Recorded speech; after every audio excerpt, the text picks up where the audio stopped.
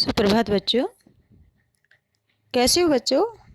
आशा है आप सकुशल होंगे। वह जो पढ़ाया जा रहा है वो भी आपको साथ साथ समझ में भी आ रहा होगा और अपना काम भी साथ साथ कर रहे होंगे। हम पढ़ रहे थे पाठ जैनेंद्र कुमार जी का बाजार दर्शन, जिसमें हमने यहाँ तक पढ़ा कि किस तरह से हम ज़बरदस्ती अपनी आंखें बंद करें तो वो हमारे कोई काम की नहीं है, क्योंकि ज़बरदस्ती हम अपने मन को कंट्रोल में नहीं कर सकते, उसके लिए संतुष्टि चाहिए। तो हमने कल यहाँ तक कि खुद ज़बरदस्ती से नहीं, अपने आप से जो रुक जाता है मन, वही एक उसे ही हम मन को रुकना मानते हैं। इससे आगे हम अब पढ़ते हैं। पड़ोस के एक महानुभाव रहते हैं जिनको लोग भगत जी कहते हैं। कह रहे कि मेरे पड़ोस में एक व्यक्ति रहता है जिसे लोग भगत जी के नाम से जानते हैं। चूरन बेचते हैं और वो भगत जी का काम करते हैं, चूरन बेचता है। यह काम करते जाने उन्हें कितने वर्ष हो गए। कह रहा कि ये काम करते जाने उन्हें कितने वर्ष हो गए, मतलब बहुत लंबा समय हो गया, बहुत दिनों से वो ये काम कर रहे हैं। लेकिन किसी एक भी दिन चूरन से उन्होंने 6 आने पैसे से ज़्यादा नहीं कमाए। मतलब उनको है कि मुझे अपनी ज़रूरत के लिए 6 आने पैसे चाहिए, इससे ज़्यादा का वो चूरन नहीं बेचते। मतलब उनके अंदर लालच नहीं है। वो उसको 6 आने दिन का खर्चा चाहिए तो सिर्फ 6 आना के चूर्ण बेचते हैं, उससे ज़्यादा का वो नहीं बेचते। चूरन उनका आसपास सरनाम है। सरनाम होना, प्रसिद्ध होना, सरनाम प्रसिद्ध।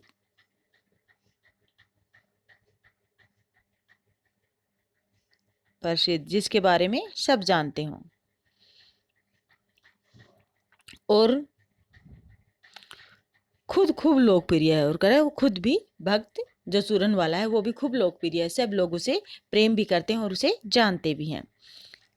कहीं व्यवसाय का गुर पकड़ लेते और उस पर चलते तो आज खुशहाल क्या मालामाल होते। कह रहा है कि अगर ये जो चूरन बेचने का जो ये है, इसमें अगर वो अपना धन कमाने का एक अपना व्यापार इसे बना लेते तो कह रहा है कि वो मालामाल हो जाते। क्या कुछ उनके पास न होता? क्या कुछ नहीं होता, भले उनके पास बहुत कुछ होता, बहुत सारे वो पैसे कमा लेते। इधर 10 वर्षों में से मैं देख रहा हूँ उनका चूरन हाथों हाथ बिक जाता है। हाथों हाथ मतलब तुरंत उसी समय। पर वह न उसे थोक देते हैं न व्यापारियों को बेचते हैं। कह रहे कि वो खुद का अपना चूर्ण बनाते हैं और इतना ही बनाते हैं जिससे वो 6 आने कमा सकें, और उन्हें 6 आने से ज़्यादा के पैसे नहीं चाहिए। और कह रहा है कि और ना तो वो किसी व्यापारियों को देते हैं और ना ही थोक में देते हैं, खुद जाकर अपने चूर्ण को बेचते हैं। पेशगी ऑर्डर कोई नहीं लेते। पेशगी मतलब पहले से कोई बोले कि ले मैं मेरे लिए चूरन बुक कर दो, बना दो, इतना सारा चूरन बना दो, मैं पहले पैसे देता हूँ। पेशगी का मतलब किसी चीज़ के पहले पैसे देना। वो कोई भी बुक नहीं करते। बंधे वक्त पर अपने चूरन की पेटी लेकर घर से बाहर हुए नहीं कि देखते ही देखते 6 आने की कमाई उनकी हो जाती है। बंधा वक्त क्या होता है? एक टाइम उन्होंने डिसाइड कर रखा है, निश्चित किया गया टाइम। उस टाइम पे वो जाते हैं अपनी जिसमें उसने चूरन डाल रखा है उस पेटी को लेकर, और कह रहा है कि तुरंत ही उनका चूरन खत्म हो जाता है। लोग उनका चूरन लेने को उत्सुक जो रहते हैं। कह रहा है कि लोग उत्सुक हैं, लोगों को उनका चूरन अच्छा लगता है। चूरन से भी अधिक शायद वह भक्त जी के प्रति अपनी सद्भावना का देने के उत्सुक रहते हैं। पर 6 आने पूरे हुए नहीं कि भगत जी बाकी चूरन बालकों को मुफ्त बांट देते हैं। कभी ऐसा नहीं हुआ कि कोई उन्हें 25वां पैसा भी दे सके। कभी चूरन में लापरवाही नहीं हुई और कभी रोग होता भी मैंने उन्हें नहीं देखा। कह रहा है कि चूरन में कभी लापरवाही नहीं, और वो जो भगत जी है जो चूरन वाला, वो आज तक कभी बीमार भी नहीं है। वह उसकी दिनचर्या एक है, उसकी मानसिकता एकदम संतुष्टि है, उसके अंदर संतुष्टि है। उसको नहीं चाहिए दुनिया की भाग दौड़, नहीं चाहिए दुनिया की धन दौलत। बस वो अपना आराम से उनका जीवन जिस तरह चल रहा है उसी के अनुसार वो चलते जा रहे हैं। उसे इससे ज़्यादा और कुछ नहीं चाहिए। मतलब वो अपनी ज़िंदगी में संतुष्ट हैं। एक और हम ऐसे लोगों को देखते हैं, चाहे उनके पास कितने ही पैसे आ जाएं, लेकिन फिर भी उनको रहता है कि हाँ कुछ और आ जाना चाहिए, कुछ और आ वहाँ क्या होती है, असंतुष्टि की भावना, कि इच्छाएं लालसाएं कभी खत्म नहीं होती। लेकिन जहाँ भगत जी है वो एकदम संतुष्ट व्यक्ति हैं, उनको कि कोई भी चीजें अपनी तरफ आकर्षित नहीं करती। और वैभव की चाह व्यक्ति को निर्बलता और तो नहीं, लेकिन इतना मुझे निश्चय मालूम होता है कि इन चूर्ण वाले भगत जी पर बाजार का जादू नहीं चल सकता। क्यों नहीं चल सकता? क्योंकि जब वो खुद 6 आने से ज़्यादा पैसे नहीं कमाते, बाकी बचा हुआ चूर्ण बच्चों में बांट देते हैं, तो मतलब उससे लग रहा है कि वो संतुष्ट हैं, उस पर कोई ये दिखावे की चीज़, कोई जादू नहीं डाल सकती। नहीं तो वो भी पैसों की भागदौड़ में अब तक अपने चूर्ण का व्यापार कर चुके होते, बहुत सारे पैसे कमाते, क्योंकि उनके अंदर लालसाएं होती, लेकिन उसके अंदर कोई लालसा नहीं है। कहीं आप भूल न बैठिएगा, इन पंक्तियों को लिखने वाला मैं चूर्ण नहीं बेचता हूँ। जी नहीं, ऐसी हल्की बात भी नहीं सोचेगा। यह सोचेगा कि लेख के किसी भी मान्य पाठक से उस चूर्ण वाले को श्रेष्ठ बताने की मैं हिम्मत कर सकता हूँ। क्या जाने उस भोले आदमी के अक्षर ज्ञान तक भी है या नहीं। कह रहे कि पता नहीं वो अक्षर ज्ञान होना मतलब पढ़ा लिखा है भी कि नहीं, और बड़ी बातें तो उसे मालूम क्या होंगी, और हम आप न जाने कितनी बड़ी बड़ी बातें जानते हैं। इससे यह तो हो सकता है कि वह चूर्ण वाला भक्त हम लोगों के सामने एकदम नाचीज आदमी हो, मतलब बिल्कुल कुछ नहीं जानने वाला, नाचीज नाचीज हो ना, जिसको कुछ ना जान, जो कुछ ना जानता हो, जिसकी कोई कोई ना पूछता हो। लेकिन आप पाठकों की विद्वान श्रेणी का सदस्य होकर भी मैं यह स्वीकार नहीं करना चाहता कि उस अपदार्थ प्राणी को वह प्राप्त है जो हम में से बहुत कम को शायद प्राप्त है। क्या क्या प्राप्त है?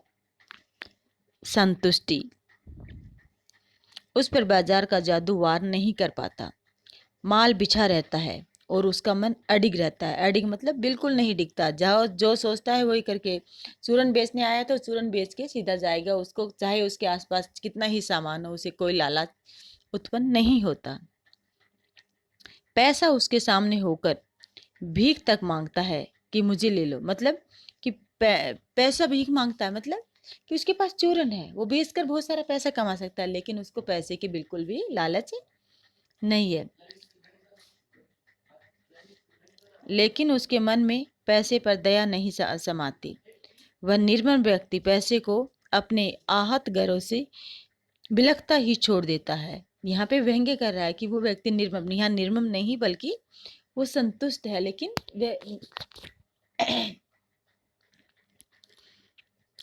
ऐसे आदमी के आगे क्या पैसे की व्यंग्य शक्ति कुछ भी चलती होगी? क्या वह शक्ति कुंठित रहकर शैलज्यहीन हो जाती होगी? कह रहा है कि ऐसे लोगों पर बाजार की शक्ति और पैसे की शक्ति बिल्कुल नहीं चलती। पैसे की व्यंग्य शक्ति की सुनिए, वह दारुण है। दारुण होना बहुत बहुत कमजोर। मैं पैदल चल रहा हूँ कि पास ही धूल उड़ाती निकल गई मोटर। वह क्या निकली मेरे कलेजे को कौनती एक कठिन व्यंग्य की लीक ही आर से पार हो गई। जैसे किसी ने आंखों में उंगली देखकर दिखा दिया हो कि देखो उसका नाम है मोटर और तुम उससे वंचित हो। यह मुझे अपनी ऐसी विडंबना मालूम होती है कि बस पूछिए नहीं। मैं सोचने को हो आता हूँ कि हाय यही माँ बाप रह गए थे जिनके यहाँ मैं जन्म लेने को था। क्यों न मैं मोटर वालों के यहाँ हुआ। उस व्यंग्य में इतनी शक्ति है कि जरा में मुझे अपने सगों के प्रति कृतघ्न कर सकते। कृतघ्न मतलब बिल्कुल जो मेरे लिए इतना कुछ कर रहे हैं उनको, उनके एहसान को बिल्कुल नहीं मानना। एक होता है कृतज्ञ, एहसान को मानना कि जिसने मेरे लिए जो भी किया उससे उसको उसको मानना, लेकिन कृतघ्न जो कर रहा है उससे भी मैं उनको नहीं मान के बल्कि मैं उससे और ज़्यादा कुछ चाहता हूँ। तो यहाँ ऐसा बहुत सारे बच्चों के दिमाग में भी आता है, अरे मेरे मम्मी पापा के पास तो ये नहीं है, देखो उसके मम्मी पापा के पास कितना है। तो ये सब क्या है? मन की असंतुष्टि। जब हम हमारे पास जो है उसमें संतुष्ट होना सीख जाएंगे तो वो हमारे जीवन जीने का सबसे आसान तरीका होगा। हम सुखी रह पाएंगे, चाहे हम कितनी ही धन दौलत इकट्ठा कर लें, लेकिन जीवन में जब हमें सुख चाहिए तो उसके लिए हमें संतुष्ट होना बहुत ज़रूरी है। संतुष्टि ही हमारे मन की खुशी है। जब तक हम संतुष्ट नहीं है, चाहे हमारे पास कितनी ही धन दौलत मोटर गाड़ी कुछ भी हो, लेकिन हम संतुष्ट नहीं रह पाएंगे। लेकिन जब मन संतुष्ट है तो फिर हम एक दूसरे से कोई ईर्ष्या नहीं करेंगे, चाहे किसी के पास कुछ भी हो। हम हाँ, हमारे पास जो है हम उसी में खुश हैं।